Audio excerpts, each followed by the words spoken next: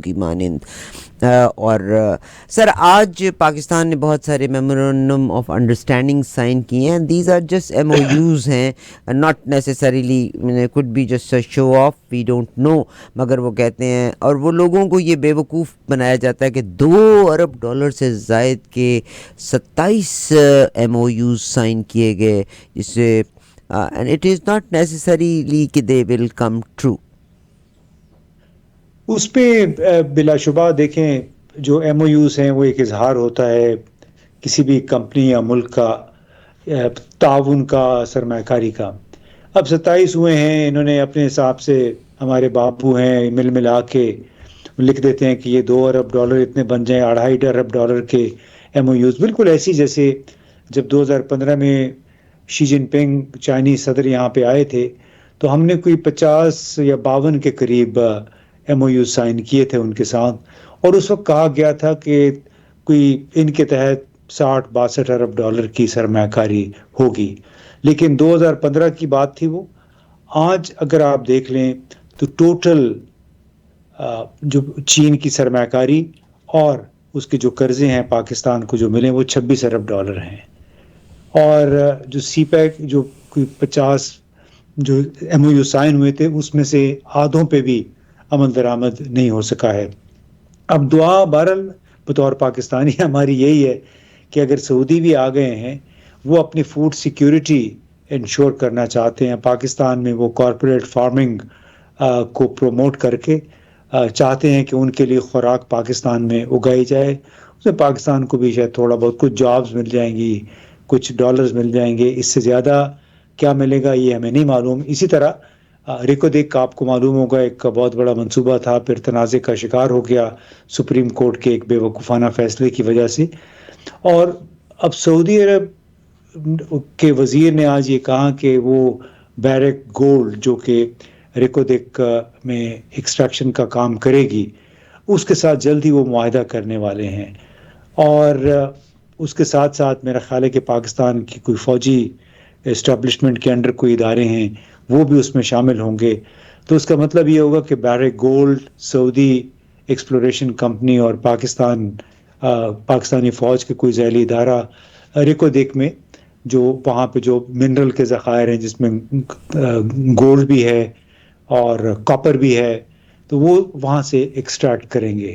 تو بنیادی طور پہ سعودی عرب چاہ رہا ہے کہ ایک طرف قرضے دینے کی بجائے وہ یہاں پہ سٹیکس خریدنا چاہتے ہیں دھاتوں کے کاروبار میں, انرجی میں, اور ساتھ ہی ساتھ جو تیل ہے وہ ہمیں بتایا گیا کہ ابھی بھی ہمارے پاس ایک فیسلٹی موجود ہے. تو دعا یہ کرنی چاہیے کہ پاکستان کی جو غالب اکثریت ہے عوام کی, ان کا کچھ بھلا ہو جائے. اگر یہ ایم او یوز جو سائن ہوئے ان کے آدھے بھی ایم او یوز پہ اگر عمل درآمد ہو جائے اگلے 5-6 سال میں, یہ فوری طور پہ یہ بھی واضح ہونا چاہیے کہ فوری طور پہ یہ کام نہیں ہوتے. یعنی جب محمد بن سلمان پاکستان آئے تھے عمران خان کے زمانے میں تو اس وقت کہا گیا تھا کہ $2 ارب کی آئل ریفائنری لگائی جائے گی گوادر کے پاس.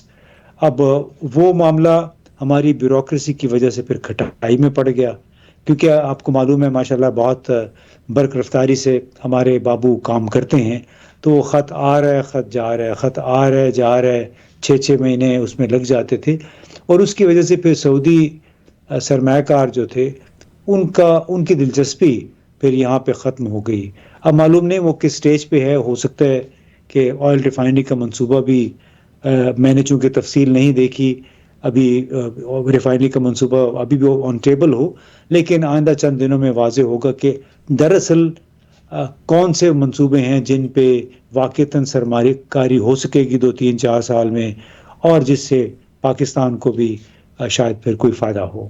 بہت شکریہ جناب امتیاز گل صاحب. آپ نے جب پاکستان میں سرمایہ کاری کے حوالے سے بات کی, ایک سرمایہ کاری جو سی پیک کے حوالے سے چلی رہی ہے, اور ابھی پاکستان میں شنگھائی کانفرنس بھی ہونے جا رہی ہے, آج بڑے غم کے ساتھ کہ کراچی ایئرپورٹ حملہ چین کا اپنے عملے کی حفاظت کے لیے پاکستان سے مل کر تعاون کرنا ہے, بلکہ پرائم منسٹر جو ہیں ہمارے وہ ان کی ایمبیسی میں بھی پہنچے ہیں.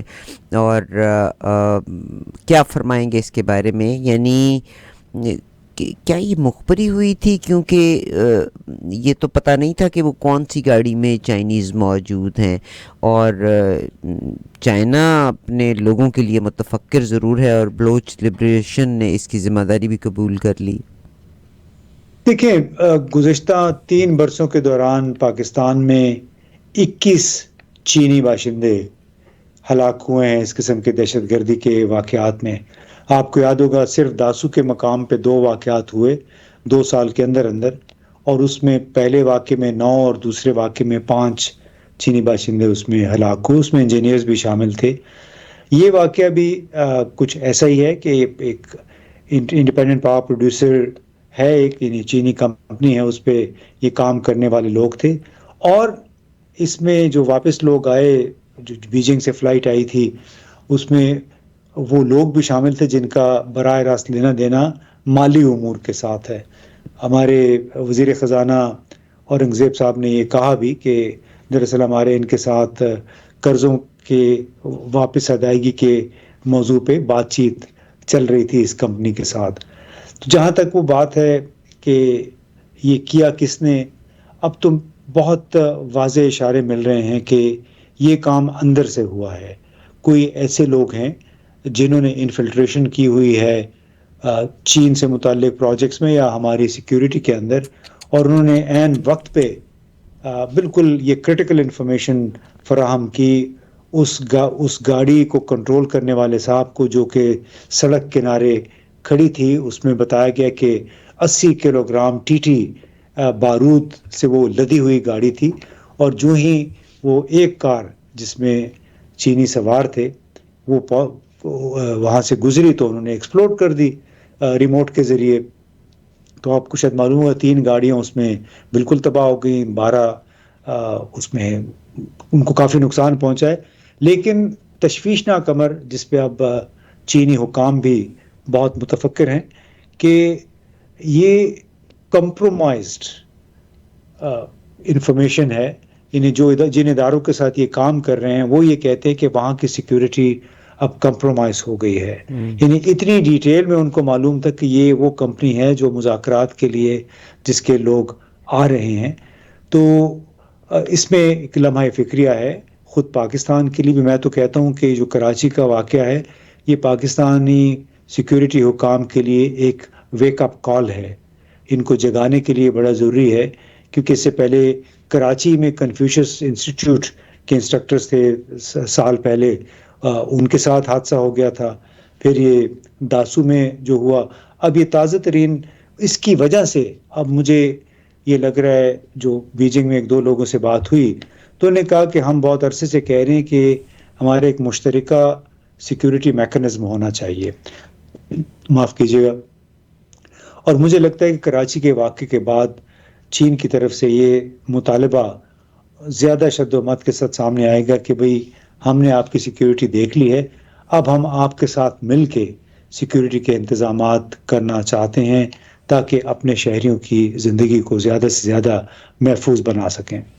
بہت شکریہ سر، آپ نے بڑی تفصیل میں اس بات کا ذکر کیا کہ کوئی انسائڈر موجود ہے یا آپ کی انفارمیشن لیک ہے کہیں کہ ان کو یہ بھی معلوم تھا کہ کون لوگ ہیں یہ، نمبر 1. نمبر 2، ان کو ایگزیکٹلی وہ جو ایک گروپ گاڑیوں کا جب نکلا ایئرپورٹ سے تو ان کو ایگزیکٹلی پتہ تھا کہ کون سے نمبر کی کون سی گاڑی میں یہ چائنیز موجود ہیں. جب یہ گاڑی اس گاڑی کے قریب آئی تو اس گاڑی کو ریموٹ کے ذریعے اڑایا گیا تاکہ یہ جو مین 3 لوگ ہیں ان کو اسیسینیٹ کیا جا سکے. سر آپ کا بہت شکریہ، آپ نے بڑی تفصیل سے یہ بات کا تذکرہ کیا میرے ساتھ. میرا سر اگلا سوال آپ سے جو آ رہا ہے کہ پاکستان کی صورتحال کو جب میں دیکھتی ہوں، میرا ایک تو میری بہت بڑی ریزرویشن ہے، میرے لیے صرف پاکستان امپورٹنٹ ہے to hack with all the parties. آج مولانا فضل الرحمان نے پیپلز پارٹی سے ملاقات کی ہے، جناب بلاول بھٹو صاحب نے نواز شریف صاحب سے ملاقات کی ہے، آئینی ترامیم کے حوالے سے بات کی گئی ہے.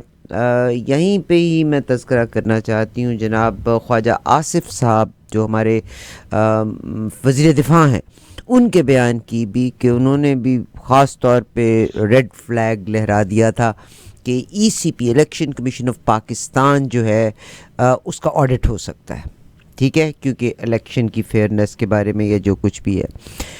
One thing. نمبر ٹو، آئینی ترمیم ابھی تک نہیں ہو پائی. آج تک آپ کو یہ نہیں پتہ، آج 10 تاریخ ہو گئی ہے کہ آپ کا چیف جسٹس کون ہوگا، اور اگلے 10 دن میں آپ کے چیف جسٹس 10-15 دن میں آپ کے چیف جسٹس کی جگہ پہ ان کی ریپلیسمنٹ آنی چاہیے. تو what is cooking, what is happening in the country؟ یہ لوگ اپنے مقاصد کا حصول تو ممکن نہ ہو سکا. تو اس میں بلاول بھٹو نے تو میرا خیال ہے گزشتہ روز یہ بیان بھی دیا کہ، اور وہ بالکل صحیح کیا کہ حکمران جماعت یعنی انہوں نے مسلم لیگ کی طرف اشارہ کیا کہ انہوں نے ذرا جلدی دکھائی آئینی ترمیم کے حوالے سے، اور اس کی وجہ سے اس کے تمام امکانات جو ہیں انہوں نے کم از کم وقتی طور پہ ختم کر دیے. اس کو کہا باچڈ اپ ایفرٹ. تو تمام معاملے کا لب لباب یہ ہے کہ بلاول جو مرضی کہتے رہیں، وہ اس میں پیش تھے، اور وہی بار بار مولانا فضل الرحمان سے رات کے 2 بجے 3 بجے ملاقات کر کے انہیں کہہ رہے تھے کہ آپ ہمارا ساتھ دے دیں، ہماری بڑی مجبوری ہے. لیکن جو صورتحال بنی ہے گزشتہ 8-10 دن کے دوران، اس سے اب یہ لگ رہا ہے کہ ایک طرف تو قاضی فیض عیسیٰ، اب ان کا کردار عملاً ختم ہو گیا ہے. نئے چیف جسٹس آئیں گے، آیا نئے چیف جسٹس منصور علی شاہ صاحب ہوں گے؟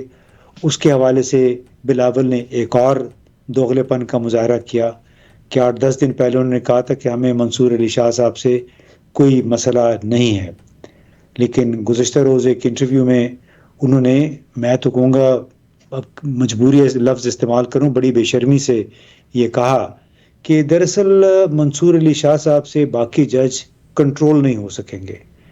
یعنی ایک جمہوریت پسند اور جمہوری اقدار کے علمبردار لوگ یہ کھلم کھلا ٹی وی انٹرویو میں کہہ رہے ہیں کہ یہ عملاً وہ یہ کہہ رہے ہیں کہ ہمیں منصور علی شاہ صاحب پسند نہیں ہیں کیونکہ وہ باقی ججوں کو کنٹرول نہیں کر پائیں گے. یعنی ان سے کوئی سبب پوچھے کہ بھائی ججوں کو آپ نے کنٹرول کرنا ہوتا ہے یا ججوں نے انصاف